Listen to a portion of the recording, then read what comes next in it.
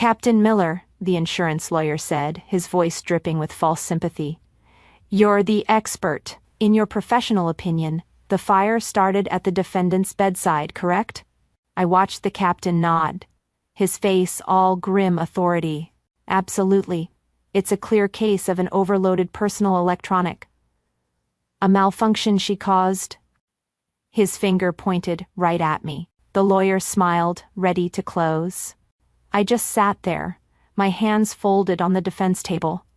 My lawyer stood up slowly. Your Honor, she said, her voice cutting through the silence. The defense calls Dr. Elias Thorne, lead investigator for the ATF's Fire Research Laboratory.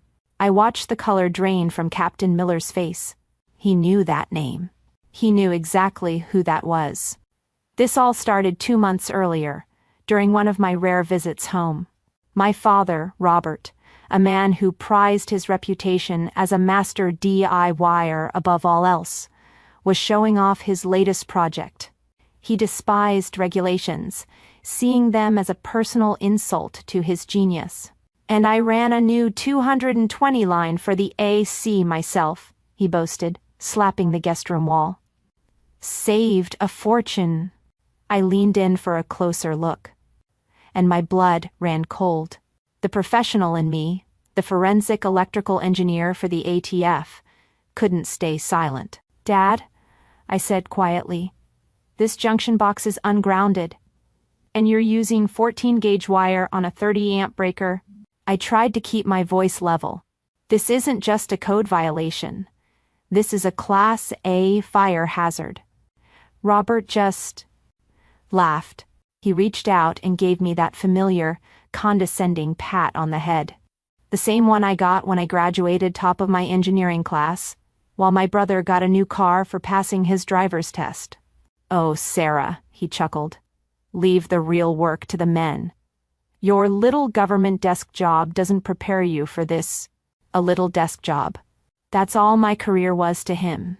I just nodded, that familiar coldness settling in. There was no point in arguing. There never was.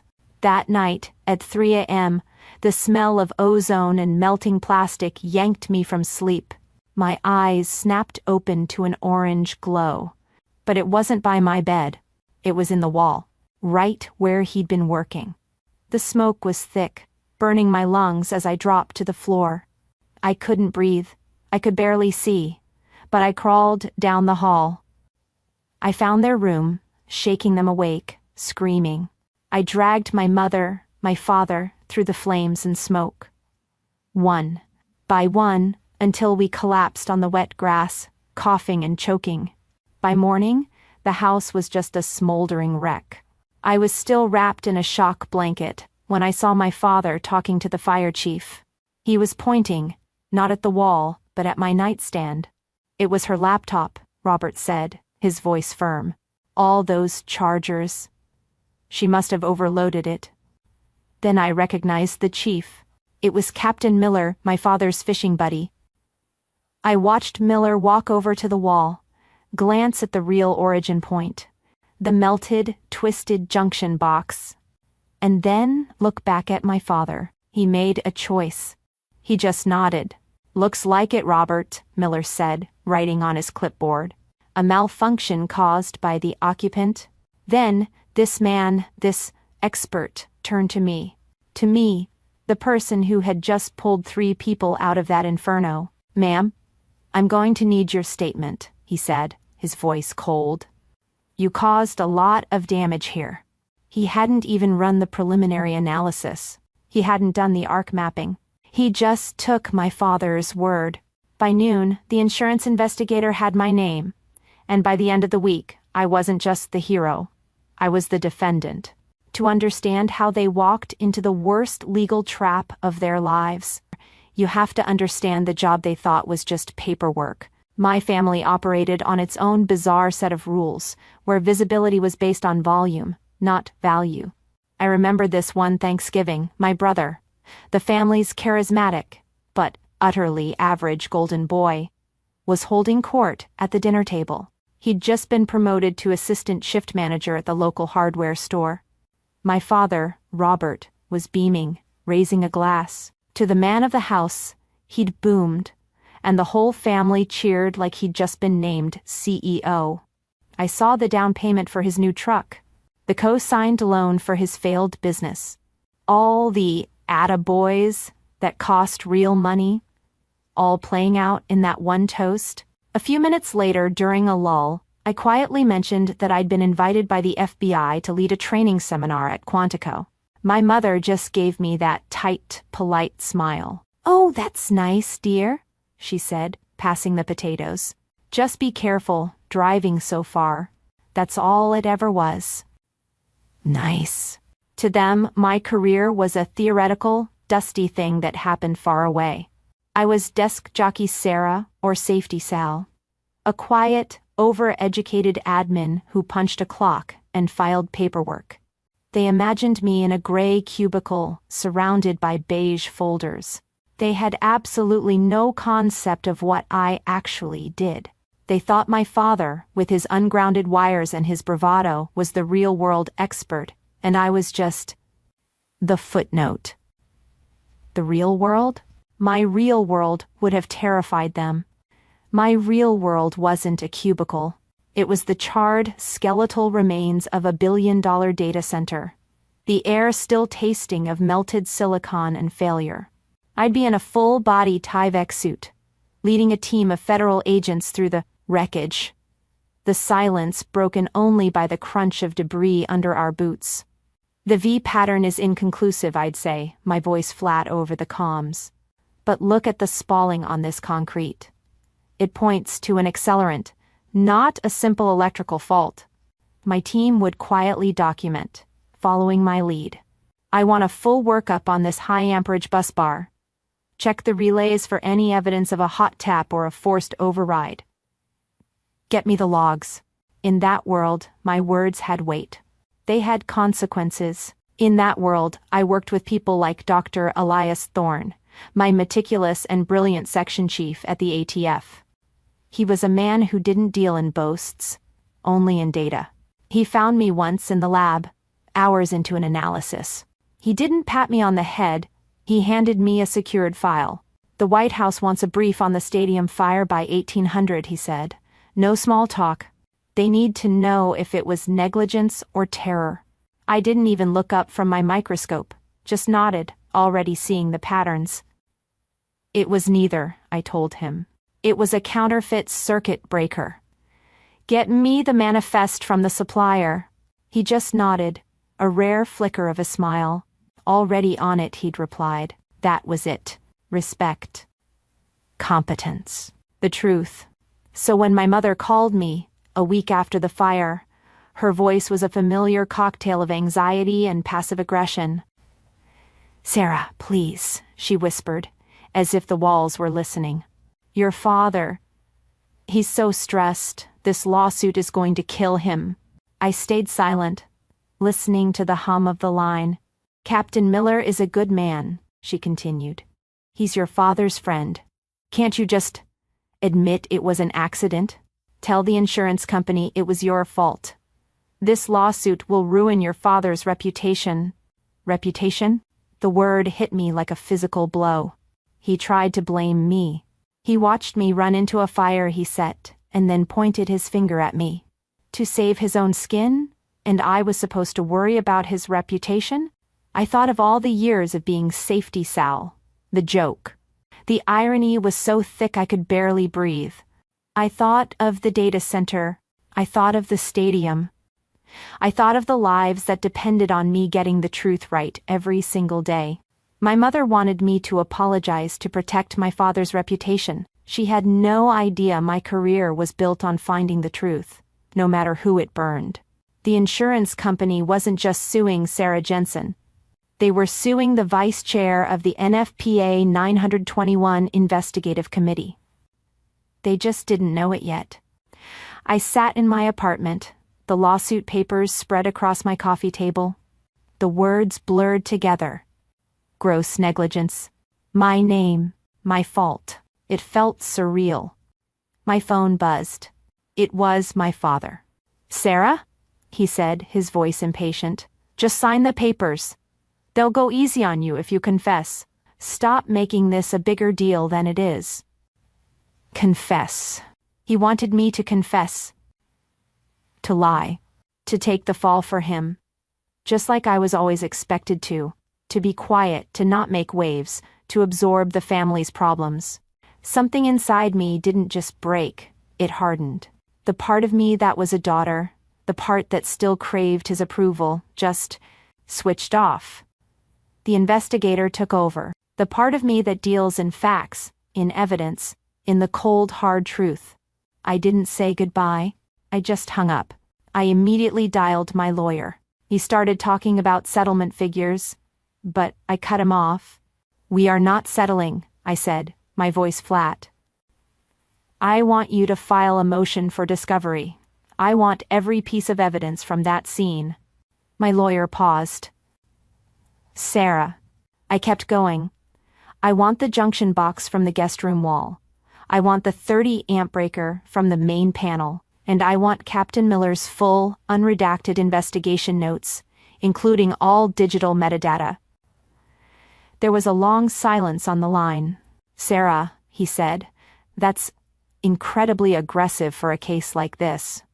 I looked at the lawsuit, at the lie they were trying to make my reality. They have claimed the point of origin was my bedside. I am claiming it was a catastrophic failure of unpermitted, negligent electrical work. The evidence will prove which one is true. I took a breath and file a second motion. We are retaining an independent expert witness from the ATF Fire Research Laboratory. I didn't need to say the name. A few days later, Captain Miller got the subpoena. I heard he scoffed, probably thinking it was a bluff. He handed over a sloppy, 2-page report that looked like a joke. But he also had to hand over the evidence bags. And just like that, that charred junction box was logged, packaged, and shipped to the ATF lab in Maryland. It was out of his hands. My father and Captain Miller thought they were in a small-town insurance spat. They had no idea they had just invoked federal procedure. The evidence was no longer in their custody.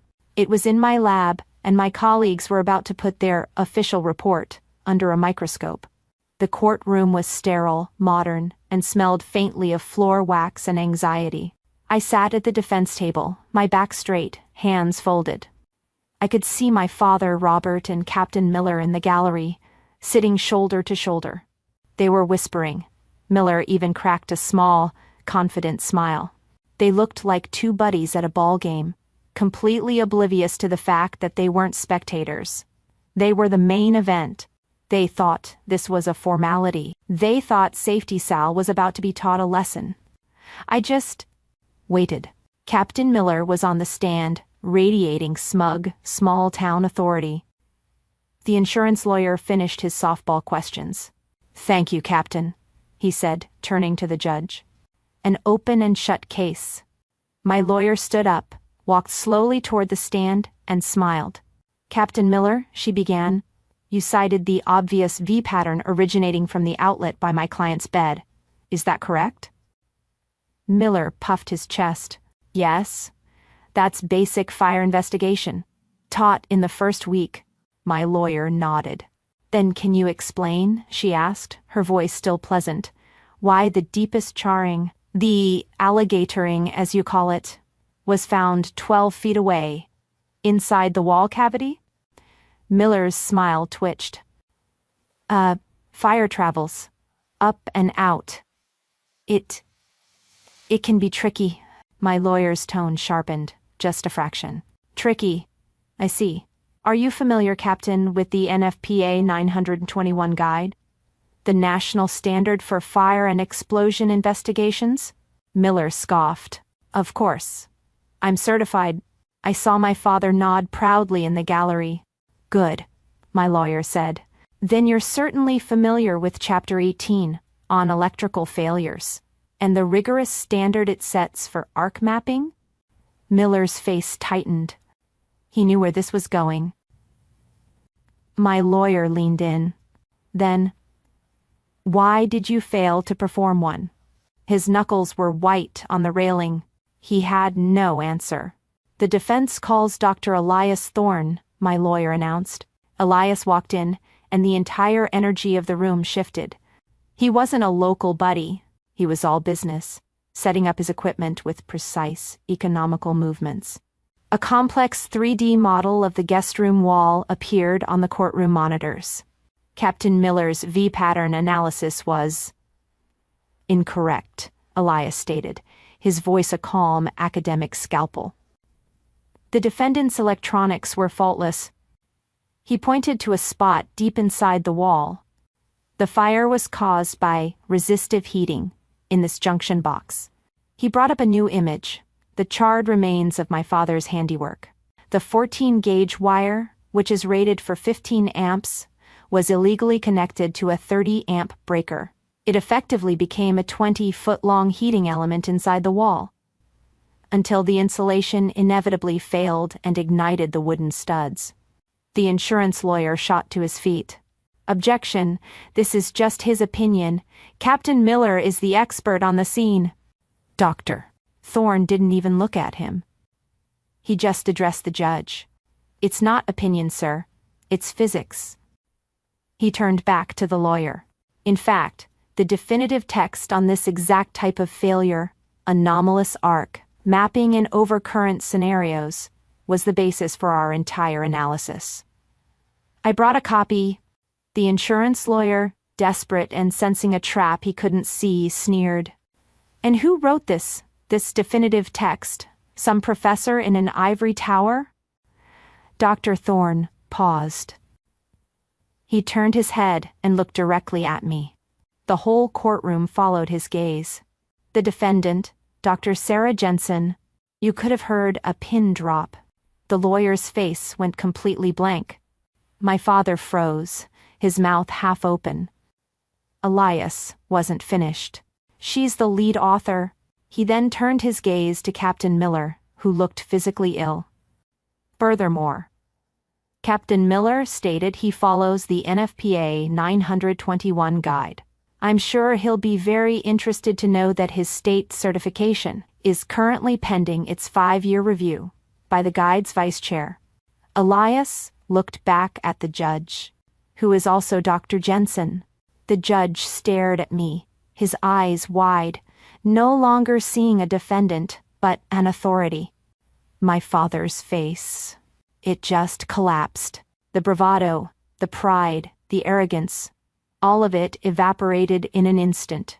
Captain Miller looked like he was going to be sick, right there on the stand. The courtroom erupted in murmurs, a wave of shock and realization. The judge banged his gavel, his face a mask of stunned disbelief.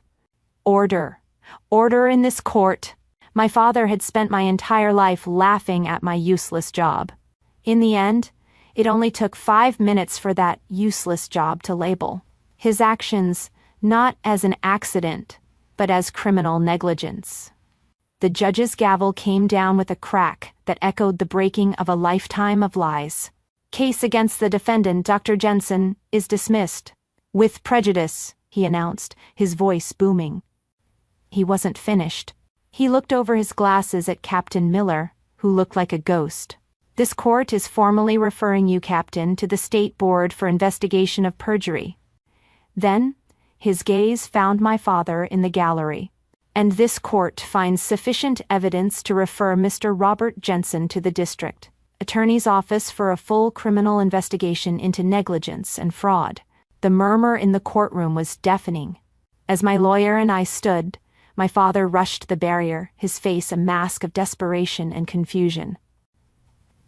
"Jenny," he pleaded, using the little girl nickname he always used when he wanted something, the name he used when he patted me on the head. "Jenny, please, you have to tell them." I didn't stop. I didn't look at him. I just walked.